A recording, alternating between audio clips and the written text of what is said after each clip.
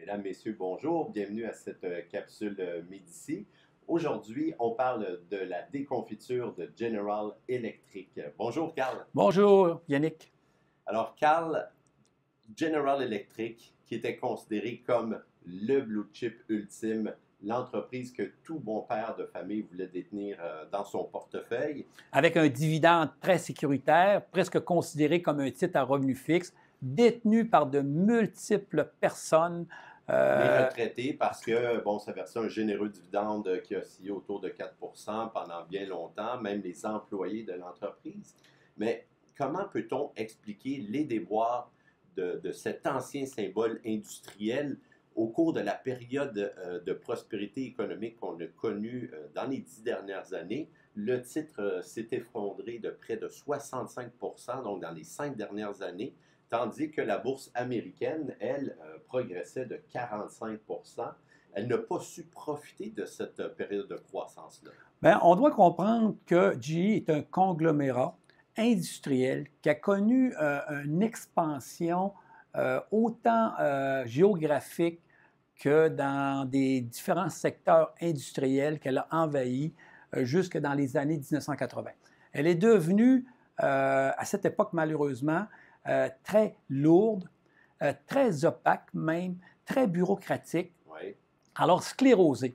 Alors, il est venu évidemment un sauveteur en la présence de M. Jack Welch, qui était le star des années 1980-90 jusqu'à l'an 2000, reconnu, très charismatique. Oui, puis qui était cité dans les écoles parce qu'il avait un leadership incroyable. Il avait réinventé en quelque sorte le leadership chez General Electric. Avec un fameux dicton qui disait « répare l'entreprise » ou sinon « vends-la » ou « ferme l'entreprise », mais trouve un moyen de s'en débarrasser parce qu'on se concentre simplement dans les entreprises qui sont performantes et qui sont leaders dans leur secteur d'activité respectif. Donc, Jack Welch a entrepris une grande restructuration. Il a amené General Electric dans de nouveaux secteurs d'activité, d'où il voulait être le chef de file. Malheureusement, les secteurs industriels qu'il avait envahis ne lui permettaient pas d'accomplir son fameux objectif de croissance qui était de 10 % par année, année après année. Donc, il avait des objectifs très musclés et il s'est tourné vers un autre secteur pour aller chercher cette fameuse croissance-là. Le fameux secteur financier avec tous les risques qu'on peut y associer en termes de gestion du crédit. Et ce secteur est devenu tellement important qu'il comptait pour plus de 50 % des revenus de GE à l'époque. Donc, c'est devenu une des principales institutions financières. La septième! Il était reconnu comme étant la septième plus importante institution financière. Alors, d'un profil totalement industriel avec les risques propres à l'industriel, Oui. GE est devenue une entreprise également très financière. Donc, ce qui devait arriver arriva et souvent, ça arrive, Carl, quand il y a des turbulences économiques. Exactement. En l'an 2008, lors de la crise financière, GE, étant devenue une institution financière, n'était plus capable de se financer sur les marchés normaux. Donc, elle a dû appeler à la rescousse. Exactement. M. Warren Buffett, notamment Warren Buffett, lui a prêté de l'argent, évidemment à ces conditions très favorables. Alors, GE n'a plus été l'ombre d'elle-même à partir de 2008. Donc, l'entreprise, dans les années subséquentes, a essayé de diminuer le poids du secteur financier. C'est encore une fois transformé sous l'égide de Jeff Immelt, qui lui a hérité en quelque sorte de ce secteur financier important-là. Là, il était pris avec ça et a essayé de retransformer l'entreprise. C'est ça. Il a été pris pour se forcer par les actionnaires de revenir à un domaine strictement industriel. Il a été forcé de se débarrasser du secteur financier, mais GE avait tellement profité du secteur financier pour sa croissance, puis à la limite, probablement que le secteur financier dissimulait la piètre performance de ses axes industriels.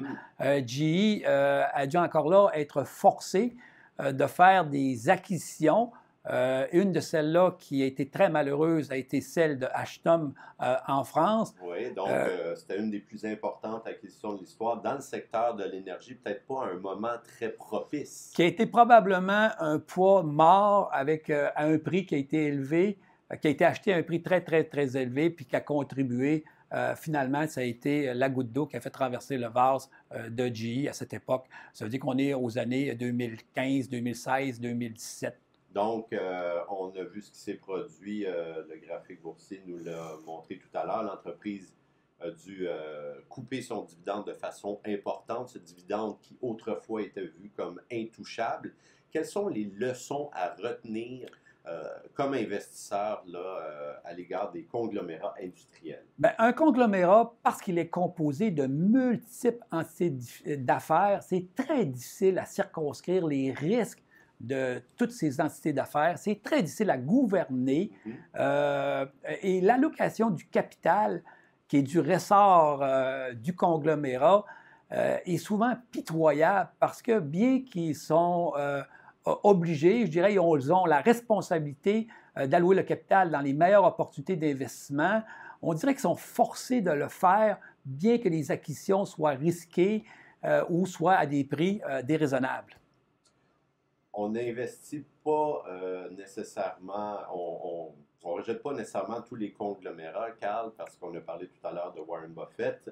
Berkshire Hathaway en est un qui est totalement différent de General Electric. Oui, il y a une différence marquée entre un conglomérat d'investissement tel que M. Buffett, avec une structure qui est très légère, qui est une structure juste de gestion de capital, comparativement à une structure qui est très lourde, très coûteuse à la GE, qui fait en sorte que ça devient je dirais, des organisations qui sont opaques, sclérosées à la limite, puis très lourdes et très coûteuses.